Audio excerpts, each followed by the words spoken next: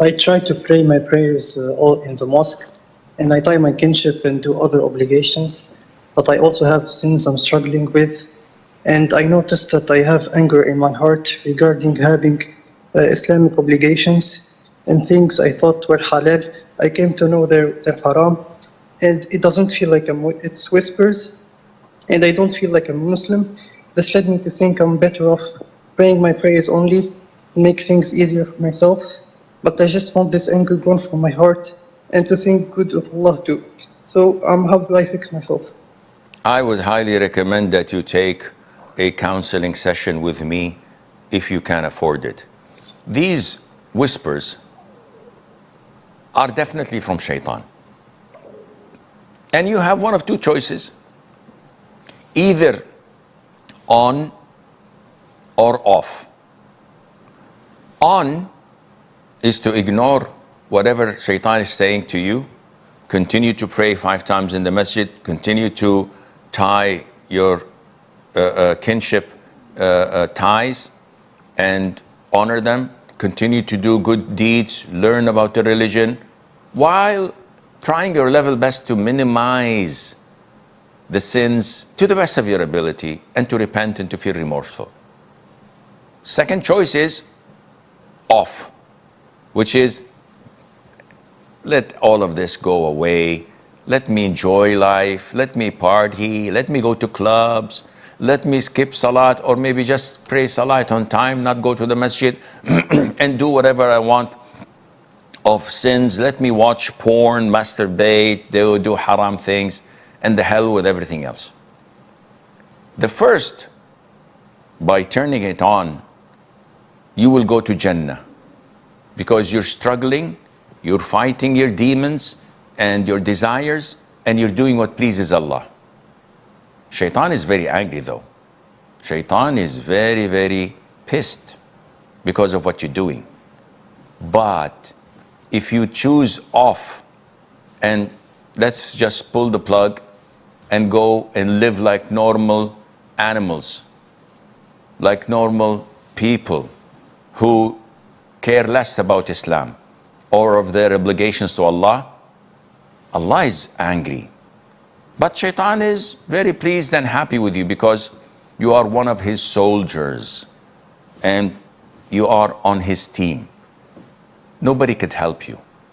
The choice is yours. You have to make a decision and live by it and die on it. Then you will determine, with the grace of Allah, whether you end up in paradise or, unfortunately, you choose to go to hell and you're the only one benefiting or being harmed out of that decision. I went there to a masjid to attend a lecture and I gave takbir. I went and made wudu, and this man was making wudu and washing all of himself. I didn't pay attention. After 5-10 minutes, we went to the masjid and the man came. Allahu Akbar, we prayed. The man said, Allahu Akbar, Allahu Akbar. And he repeated it like 6-7 times. Allahu Akbar. And then he left Salat and went. And two rak'ahs later, he came with wudu. And he said the same process 5-6 times, and then he left. And after the Salah is over, I see the man coming in, giving takbir and going to make wudu. What do you think is wrong with this man? Shaitan is coming to him. Your niyyah is not correct. Make takbir again. Maybe you are intending to pray Maghrib. This is Isha. Allahu Akbar again. Tell you what, my wudu, did I wash my foot? Yeah, you washed it until it shrunk. Now it's not the same size. So what are you doing? So he goes on and on and on and on. And people prayed and finished the prayer, and the night was over and he's still Allahu Akbar. This is an illness. Shaitan plays with him. On the other part, on the other hand, there are those among us who don't care. So everything is easy, everything is halal, everything is Allah Ghafurur Rahim. Akhi, you did not wash the right hand. There's no trace of water. It's okay. The rest are washed. If you measure the percentage, it's very little. Allah Ghafurur Rahim. Akhi, you prayed 3 rak'ahs of Asr. Yeah, but Allah knows that I wanted to pray 4. It's okay. It's okay. And he comes to the people like this. These people are the easiest to go into sin. So, shaking hands with women. Halal or haram? Haram. But everybody's doing it. In the airport, in the offices, in some Islamic centers. The sister comes, and I've seen this, unfortunately, I don't want to mention the country. And they shake hands with the other colleagues. What is this? Is this Islamic? And maybe 10, 20 years, maybe, how are you? Everything is fine, alhamdulillah. Yeah, Sheikh, the iman is in the heart. Don't be too extreme. This is how Shaytan plays with us. He manipulates us because we are far away from Qur'an and Sunnah. But if we have Qur'an and Sunnah here, then whatever I do, I'd like to drink a glass of water. So this is an example because I do want to drink a glass of water. So he comes to me and said, Bismillah.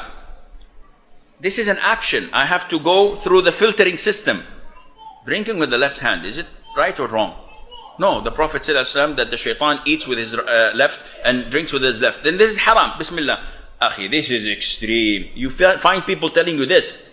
You go to the restaurants and you find people, mashallah, westernized, you know, fork with the left, a knife with the right, tiny small pieces of meat, and mashallah, very civilized. You feel that very sophisticated, mashallah, PhD holders, engineers. Akhi, this is haram, you're eating like a Shaytan. But they don't know. Or they know, but they are arrogant. And they say, it's all halal, it's no problem. This is how Shaytan plays with us. We have to always go back to the basics. Sometimes we feel that the companions, may Allah be pleased with them, are the best of generation. And they are, without any doubt. However, even them, they had few diversions, but they had who? They had the Prophet ﷺ to fix them. We don't have this. We have the Qur'an and the Sunnah only. 3 men came to the Prophet's houses, ﷺ, and asked the mothers of the believers. And they said, O mothers of the believers, what is the routine of the Prophet in worshipping, ﷺ? And they told him, he sleeps and he does this, he does that. The 3 men thought that this was very little, coming from a Prophet. He said, yeah, the Prophet ﷺ, Allah has forgiven all his previous and upcoming sins. We're not like him. So one of them said, I will pray all night and will never sleep. The second one said, I will fast all day and will never break my fast. Every single day. The third one was the luckiest. He said, I will not marry women. He wanted to relieve himself from headache. Anyhow, so the Prophet ﷺ, when he heard of this, was he okay? MashaAllah, these are my companions, they are monks. He was angered by it. And he went to the mimbar and he said, why do people say so and so and so? By Allah, I sleep and I pray. I fast and I break my fast and I marry women. Whoever want or desire a path other than my sunnah is not from me. So whenever you want to do something tomorrow, how do I know if I'm balanced or not? Compare it to the sunnah of the Prophet ﷺ. You will never go wrong.